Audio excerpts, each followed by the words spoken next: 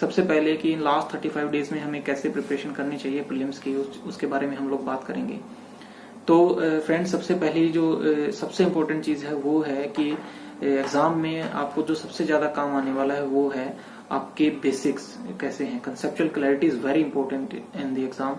तो आप जो मेन आपके बेसिक सिलेबस हैं, जैसे कि हिस्ट्री है, आपका ज्योग्राफी है, आपका पॉलिटी है और आपका इकोनॉमिक्स है, एनवायरनमेंट है, ये हमारे बेसिक सिलेबस हैं। हमारे पास इनका रिसोर्स रहता है, मटेरियल रहता है, हमारे पास बुक्स, स्टैंडर्ड बुक्स रहती हैं। तो वी हैव समथिंग कि हम इसको अच्छे से और ज्यादा अच्छे से प्रिपेयर कर सकते हैं।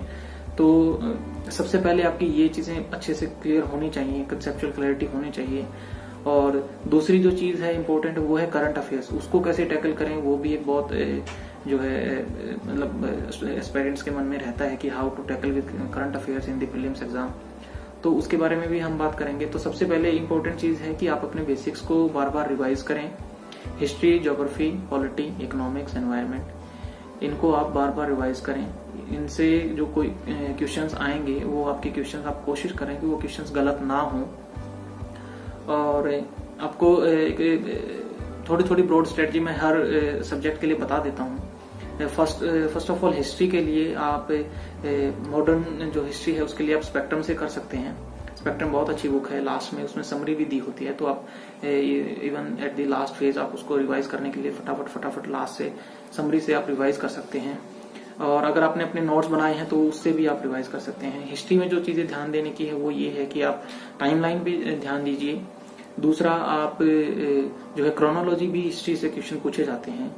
तीसरा जो है फैक्चुअल चीजें, जहाँ पे एसोसिएशंस हैं and the persons associated with the associations हैं। और जो है एक्ट्स जो हमारे आते हैं, जैसे कि 1857 के बाद जो गुड गवर्नेंस इंडिया एक्ट आया था 1858 में, फिर 1909, 1919, 1935 जो acts government of India act जो आए हैं उन सब में क्या प्रोविजंस थे। फिर लास्ट में जो हमारी इवेंट्स रहती हैं after world war, second world war, जो हमारी इवेंट्स रहती हैं जिसमें कि अगस्त ऑफर आता है, हमारा वोवेल प्लान आता है, जिसमें कि cabinet mission, Cripps mission, cabinet plan और ये सारी चीजें जो रहती हैं उसमें क्या प्रोविजंस थे, किसमें क्या क्या ब्रिटिश गवर्नमेंट की तरफ से ऑफर करा गया और किस किस ने उसको सपोर्ट करा। तो ये इन चीजों के बारे में अगर क्लैरिटी रहेगी तो आप वहां पे क्वेश्चंस को अच्छे से अटेम्प्ट कर पाएंगे हिस्ट्री के।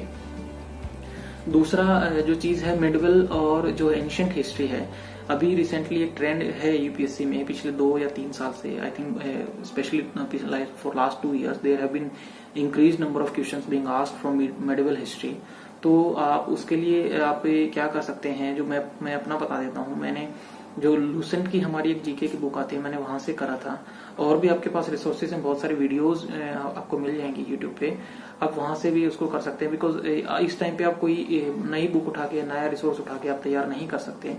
तो फॉर ए क्विक रिवीजन के लिए अगर आपने नहीं करा है या आप कर रहे हैं तो आप जो वीडियोस 1 घंटे में जो मिडवल का एक कोर्स टाइप सा रहता है आप वो कर सकते हैं। या फिर आप जो लूसेंट में बहुत उन्होंने क्रिस्प में बना के दे रखा है तो आप वहां से भी कर सकते हैं अगर आपने नहीं करा है। और अगर आपने पहले से तैयार कर रखा है तो आप उसी सोर्स को ही रेफर करें, उसी से स्टिक टू करें और उसी पे अगर तैयारी करेंगे तो आपके लिए बहुत बेनिफिशियल रहेगा। एंशिएंट से आप जो तैयारी करते हैं, मेरे हिसाब से जो रिसेंट में करंट अफेयर्स में जो चीजें एंशिएंट से रिलेटेड रही हैं, जैसे हमने बहुत एक्सकवेशंस करी हैं, इवन हमारे बजट में भी बहुत सारी ऐसी चीजें थी जहाँ पे हमारे फाइनेंस मिनिस्टर ने ऐसी साइट्स के बारे में नाम लिए हैं और कुछ वर्ड्स ऐसे नाम लिए हैं जो एंशिएंट के सिलेबस से रेफर करते हैं। तो उन चीजों को आप ना छोड़िए, उनसे रिलेटेड जो चीजें हैं उनको आप करिए। तो आपके लिए मे बी वहां पे कोई भी क्वेश्चन आ सकता है उन वर्ड से रिलेटेड। और तो ये रहा हिस्ट्री का। अभी ज्योग्राफी के लिए हम लोग क्या करते हैं कि ज्योग्राफी के लिए सबसे पहले जो हमारे पास मटेरियल रहता है 11th-12th की एनसीईआरटीज, आप उसको छोड़ के मत जाइए, बहुत इंपॉर्टेंट है वो। एक एक वर्ड को आप कर लीजिए, बिकॉज बहुत ज्यादा भी नहीं है, लेकिन चैप्टर वाइज आप करिए।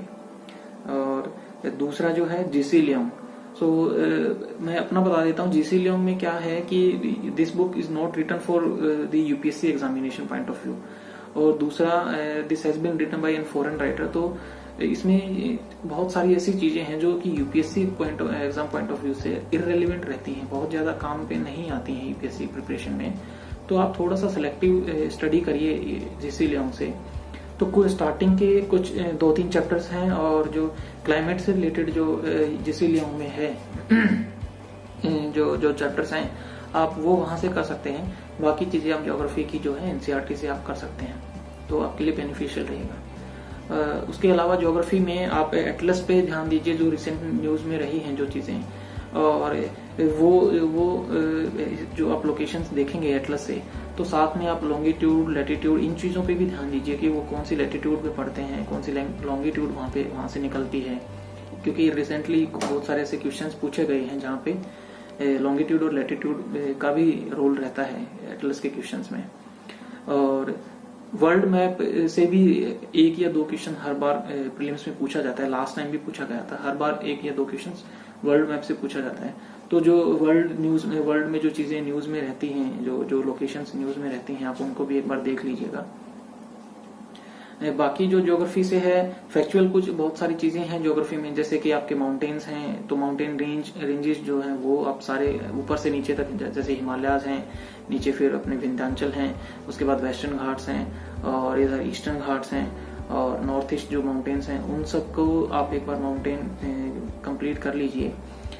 दूसरा जो है हमारे जो नेशनल पार्क्स हैं और वाइल्ड लाइफ सेंचुरीज हैं वो आप देख लीजिए, जो इम्पोर्टेंट है कहाँ पर है। रामसर साइट्स हैं वो देख लीजिए। उसके अलावा जो हमारे पास इम्पोर्टेंट रहता है कि इंडिया में जो स्टेटस रहता है फॉरेस्ट का, हम कहाँ पे बढ़ा है, कहाँ पे घटा है, कौन से ऐसी चीजें हैं, तो उसको आप इग्नोर करके मत जाइए। तो ये आप ऐसे इस तरीके से इन चीजों को अगर करेंगे तो ज्योग्राफी से रिलेटेड क्वेश्चंस मोस्ट प्रोबेबली आप वहाँ पे सॉल्व कर लेंगे। थर्ड थिंग इज पॉलिटी के लिए मुझे लगता है कि Laxmikanth for prelims, Laxmikanth is comprehensive, आप उसको बार बार रिवाइज करिए, आप उसको बार बार तैयार करिए, तो पॉलिटिक्स से रिलेटेड क्वेश्चंस आप वहाँ पे इजिली सॉल्व कर पाएंगे अगर आपने अच्छे से लक्ष्मीकांत को पढ़ा है और आपकी कंसेप्चुअल क्लैरिटी है। तो I think you will be able to solve the polity questions very easily there. The thing for polity is revise more and more. तो बहुत सारी चीजें ऐसी हैं जब आप पॉलिटी के चैप्टर्स पढ़ते हैं आपको लगता है कि you have completely done the complete chapter in very good manner, but जैसे ही पार्लियामेंट से रिलेटेड कोई ऐसे क्वेश्चंस आते हैं तो आपको पार्लियामेंट से रिलेटेड क्वेश्चंस आते हैं, लेकिन आप पार्लियामेंट से रिलेटेड वो चीजें नहीं आप कर पाते हैं जो कि बहुत इंपॉर्टेंट रहती हैं, या कुछ ऐसी फैक्चुअल चीजें वहां पे पूछ ली जाती हैं जो आपने ध्यान नहीं दिया होता है, तो आपको उसी टाइम पे पता चलता है कि ये तो मैंने देखा ही नहीं। तो ऐसा रहता है पॉलिटी में। तो प्रीलिम्स के लिए आप फैक्चुअल चीजों के ऊपर ध्यान दीजिए, फैक्चुअल चीजों को थोड़ा ज्यादा फोकस करिए। और फोर्थ जो हमारा सब्जेक्ट रहता है वो है इकोनॉमिक्स का। तो इकोनॉमिक्स में फ्रेंड्स जो मैं आपको अपना एक्सपीरियंस से बताना चाहता हूँ वो ये है that economics questions will be more conceptual based, so they are not going to ask any specific factual thing from economics. They will ask some conceptual clarity, whether you have any clarity about the concepts of economics. Like they will ask you that RBI has decreased the repo rate in recent times, so what it will achieve. So इससे हमारी money supply बढ़ जाएगी, इससे हमारी economic growth बढ़ जाएगी, या फिर इससे बैंक्स के पास बहुत ज्यादा पैसा हो जाएगा, तो क्या इससे होने के चांसेस रहेंगे। तो इस तरह के रिलेटेड इस तरह से जो क्वेश्चंस इकोनॉमिक्स से जनरली रहते हैं। तो इकोनॉमिक्स की भी मैं यही बोलूंगा आपको कि जो हमारे बेसिक्स रहते हैं इकोनॉमिक्स के, कि किसी कोई भी जो हमारा एक मूव रहता है बाय गवर्नमेंट और बाय आरबीआई, तो वो what is the main objective, what they want to achieve with that policy, तो उस पे आप थोड़ा सा फोकस करिए कि ये क्या अचीव करना चाहती है सरकार, इसका क्या ऑब्जेक्टिव है। अगर वैसे करेंगे तो इकोनॉमिक्स के क्वेश्चंस भी आप इजीली वहां पे अटेम्प्ट कर पाएंगे। Fifth thing is environment. Environment के लिए हमारे पास जो रिसोर्स रहता है वो जनरली शंकर आईएएस की बुक आती है एनवायरनमेंट की, और इसके अलावा हमारे पास कोई कॉम्प्रिहेंसिव मटेरियल नहीं रहता है एनवायरनमेंट के लिए। But most of the questions from environment will be from current affairs, जो रिसेंटली करंट में न्यूज रही है वहीं से क्वेश्चंस आते हैं। और एनवायरनमेंट से जो क्वेश्चंस रहते हैं जनरली मैंने ये देखा है कि जो अभी करंट में जो बहुत ऐसी न्यूज रहती हैं एनवायरनमेंट से रिलेटेड, जैसे कि climate change is one thing, second thing is global warming जो है अपना वो, और अभी जो है फॉरेस्ट फायर्स बहुत चल रही हैं वो चीजें, और फोर्थ जो है जैसे एनवायरनमेंट में लास्ट टाइम पूछा था कि एग्रीकल्चर वगैरह में जो हम पेस्टिसाइड्स का यूज करते हैं वो क्वेश्चन आया था। तो सॉलिड वेस्ट मैनेजमेंट कैसे, और जैसे रिवर्स में जो पोल्यूशन वगैरह हम लोग अभी चल रहा है, तो माइनिंग से रिलेटेड, तो ये सारी चीजें एनवायरनमेंट में आती हैं। तो रिसेंटली जो करंट में न्यूज में रहता है उसी से क्वेश्चन पूछने के ज्यादा चांसेस रहते हैं। तो आप बेसिक एनवायरनमेंट के सिलेबस के साथ साथ इन चीजों को भी ध्यान में रखकर एनवायरनमेंट की तैयारी करिए। उसके बाद जो है फ्रेंड्स वो है science and tech. For science and tech material जो हमारा रहता है जनरली हम जो रेफर करते हैं वो एनसीईआरटीज होती हैं अप टू 10th क्लास। लेकिन साइंस एंड टेक से जो रिलेटेड क्वेश्चन पूछे जाते हैं वो अभी पिछले कुछ सालों से यूपीएससी ने नहीं पूछा है कि आप वो डायरेक्ट आपको 10th क्लास के एनसीईआरटी से कुछ ऐसा मिल जाए, बट यू नेवर नो। आप प्रिपेयर करके जाइए तो 10th क्लास तक की एनसीईआरटीज आप देख सकते हैं, वो इजी रहती हैं, आप इजीली उसको अंडरस्टैंड भी कर पाएंगे। और करंट अफेयर से रिलेटेड ही क्वेश्चन आएंगे। अगर साइंस एंड टेक से रिलेटेड क्वेश्चन आते हैं मोस्टली यही रहता है कि करंट बेस्ड ही क्वेश्चन रहते हैं। तो जो साइंस एंड टेक से रिलेटेड चीजें अभी पिछले 1 से 1.5 साल से न्यूज में रही हैं, आप उस पर थोड़ा ज्यादा फोकस करिए। करंट अफेयर्स जो हमारा मेनली रहता है वो हम कैसे प्रिपेयर करें, इस पे हम एक थोड़ी सी बात कर लेते हैं। तो करंट अफेयर्स को हम कैसे कर सकते हैं फ्रेंड्स, कोई भी मंथली मैगजीन अपने बहुत सारे कोचिंग इंस्टीट्यूट्स प्रोवाइड कर देते हैं। They already compile all the current affairs for the past month, और वो आपको प्रोवाइड कर देते हैं, तो आप वहां से कर सकते हैं। या फिर जो अगर आपने खुद के हैंड रिटन नोट्स बना रखे हैं तो आप उसी को रेफर करिए, क्योंकि जो चीजें आपने बनाई हैं वो आपको ज्यादा टाइम तक आपके माइंड में रहती हैं, आप इजिली उनको रिकलेक्ट कर पाते हैं एग्जाम में, और वो रिवीजन भी आप उनका बहुत अच्छे से कर पाएंगे, इजिली आप उन चीजों को रिवाइज कर पाएंगे। तो अगर आपने अपने हैंड रिटन नोट्स हैं तो आप उन्हीं को रेफर करिए, और अगर नहीं करा है तो आप मंथली जो मैगजीन्स आती हैं करंट अफेयर्स की वो भी आप रेफर कर सकते हैं। और अगर अभी तक आपने अगर आपका करंट अफेयर्स छूटा हुआ है तो आई वुड रिकमेंड कि आप अभी कोई भी मंथली मैगजीन वगैरह उठा के ना पढ़िए, क्योंकि it may take around 2 to 3 days और 3 to 4 days for completing 1 monthly magazine for current affairs thoroughly. तो उसमें you can not spare 3 to 4 days at this point of time. तो रादर आई वुड रिकमेंड कि आप कोई पिछले monthly ऐसा कोई वीडियो देख लीजिए, उसको थोड़ा स्पीड इंक्रीज करके देख लीजिए, तो अब कम टाइम में वो चीजें आपके आंखों के आगे से एक बार निकल जाएंगी, तो maybe you will be able to attempt the questions from those current affairs if asked in the paper. तो ये चीजें हैं जो हम जनरली ध्यान देते हैं हमारे प्रीलिम्स की तैयारी में। अब हम बात कर लेते हैं कि कितने क्वेश्चंस हम लोगों को अटेम्प्ट करने चाहिए, क्या सेफ जोन रहती है। तो friends there is no hard and fast rule in the UPSC examination की कितने क्वेश्चंस आपके लिए सही रहेंगे, पर्सन टू पर्सन डिपेंड करता है।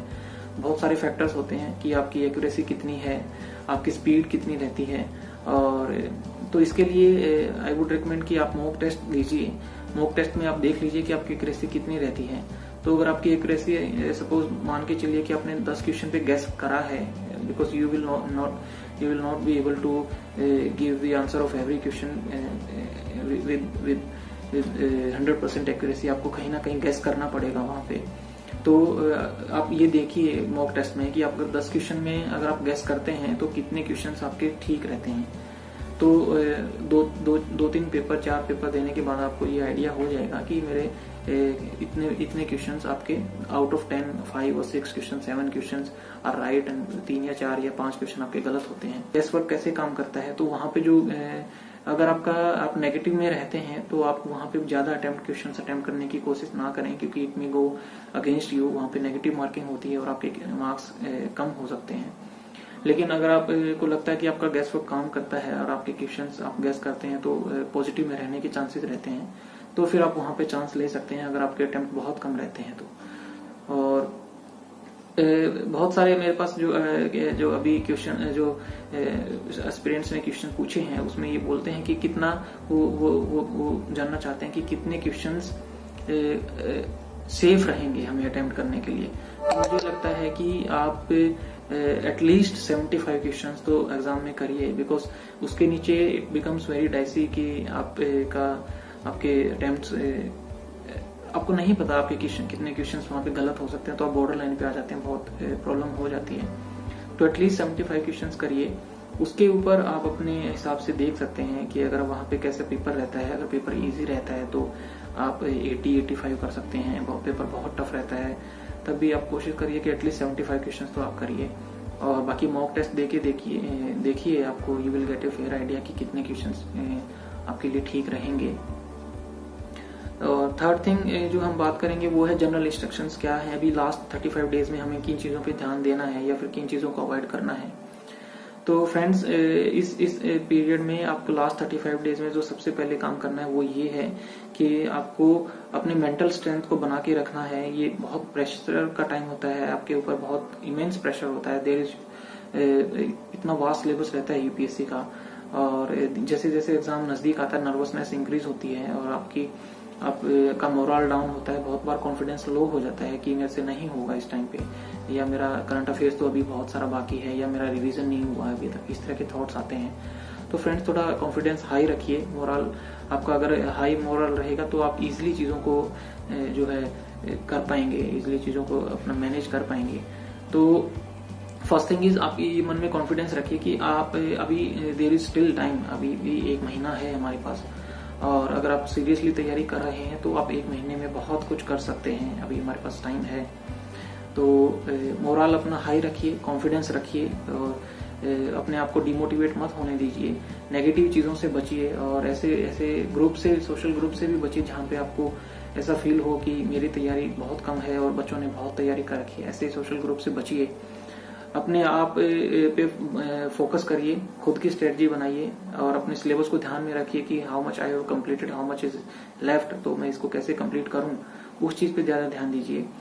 दूसरी चीज है कि आप अपने मेंटल के साथ साथ आपको फिजिकली भी फिट रहना जरूरी है। तो बहुत सारा अभी जैसे देयर इज स्टिल कोविड-19 अमंग अस, तो अभी उससे भी आपको बचना है। तो आपको ध्यान देना है कि आप बहुत ज्यादा सोशल डिस्टेंसिंग वगैरह मेंटेन करिए, खुद को क्वारंटाइन कर लीजिए 1 महीने के लिए। इससे क्या होगा कि आप अपने में फोकस भी कर पाएंगे, अपनी तैयारी भी कर पाएंगे, और आप अपने आप को कोरोना से भी बचा पाएंगे। तो ये आपके लिए बेनिफिशियल हो सकता है। और पूरी नींद लीजिए, adequate sleep is very important आपकी for your physical and mental health, पूरा अच्छे से और अच्छा अपना खाना पीना खाइए।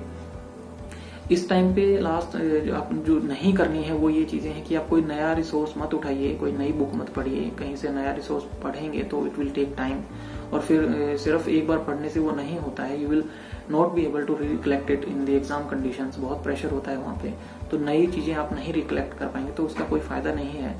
अगर आप कोई नई चीज पढ़ते भी हैं तो मेक श्योर कि आप उसको एटलीस्ट एग्जाम से पहले 2, 3 या 4 बार उसको रिवाइज करके जाएं, ताकि वो चीज आपके माइंड में बैठ जाए, और वहां पे व्हेन यू नीड इट तो आप उसको इजीली रिकलेक्ट भी कर पाए। तो first thing, do not go to any new resource और बुक।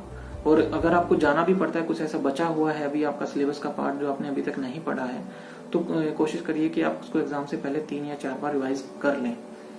उसके अलावा जो प्रीवियस ईयर क्वेश्चन जो है, हमारा क्वेश्चन पेपर है, उसको आप जरूर देखिए एक बार, क्योंकि बहुत बार ऐसा हुआ है यूपीएससी में कि सेम टू सेम क्वेश्चन भी रिपीट हुए हैं। तो आप उनको एक बार देख लीजिए। इससे 2 फायदे होंगे। अगर वहां से डायरेक्ट कोई क्वेश्चन फिर से रिपीट होता है तो आप उसको कर सकते हैं, इजिली कर लेंगे वहां पे। और दूसरा फायदा ये होगा कि you will get a fair idea कि कैसे क्वेश्चन पूछे जा रहे हैं, रिसेंट ट्रेंड क्या रहता है यूपीएससी का, लास्ट टाइम कहाँ से ज्यादा क्वेश्चन आए थे, तो इस बार कहाँ से ज्यादा क्वेश्चन आने के चांसेस हैं, और क्वेश्चन का लेवल क्या रहता है। कट ऑफ ये देखिए कि पिछले 2 साल से तो for general it has been only 98, so below 100। तो आपको हाफ क्वेश्चन से भी कम करना है क्लियर होने के लिए, ठीक होने चाहिए आपके। तो पेपर का थोड़ा सा ट्रेंड चेंज हुआ है। आप क्वेश्चंस देखेंगे तो आप फील कर पाएंगे कि पहले से जो थोड़े से ट्रिकी क्वेश्चंस हैं, डिफिकल्ट क्वेश्चंस बन रहे हैं। But again there is always uncertainty in the UPSC. You will never know कि इस बार क्या होने वाला है, क्या पेपर इजी रहेगा, डिफिकल्ट रहेगा। तो वो आप सिर्फ एग्जाम कंडीशंस में जाकर ही आपको पता लगेगा कि कैसा पेपर है। और फ्रेंड्स, एक जो लास्ट चीज है मैं आपसे शेयर करना चाहता हूँ कि बहुत अभी आप सब्जेक्ट वाइज पेपर आप मॉक टेस्ट कर रहे होंगे। So now stop doing the subject wise test papers, now start doing the full length test. क्योंकि अभी ये टाइम नहीं है कि आप सब्जेक्ट वाइज करें, तो अभी आप फुल लेंथ टेस्ट दे के देखिए। At least 10 to 15 full length test जरूर दीजिए एग्जाम में जाने से पहले। और आप दूसरी चीज मैं आपको एडवाइस करूंगा कि आप लास्ट के 1 वीक और 10 डेज पहले, एग्जाम से 7 या 10 दिन पहले तक आप अपने टेस्ट देना बंद कर दीजिए। उस 7 या 10 दिन में आप सिर्फ रिवीजन करिए, अपने रिसोर्स को बार बार रिवाइज करेंगे तो वो चीजें आपके माइंड में बैठ जाएंगी और आपको एक मेंटली एक आपको थोड़ा सा रेस्ट भी चाहिए एग्जाम मतलब टेस्ट देने से, ताकि आप फुली प्रिपेयर हो पाए उस एग्जाम रियल में जो एग्जाम होगा आपका उसके लिए। तो ये सारी चीजें थी फ्रेंड्स आज जो मैंने आपके साथ शेयर करी, अपना एक्सपीरियंस शेयर करा। तो आई होप कि ये चीजें आपको हेल्प करेंगी एग्जाम में। और इसी के साथ मैं आप सब लोगों को I wish best of luck to you and all the best कि आपके एग्जाम में आपका लक आपका साथ दे और चीजें आपके अनुकूल रहें ताकि you will be able to clear it. तो बेस्ट ऑफ लक गाइस।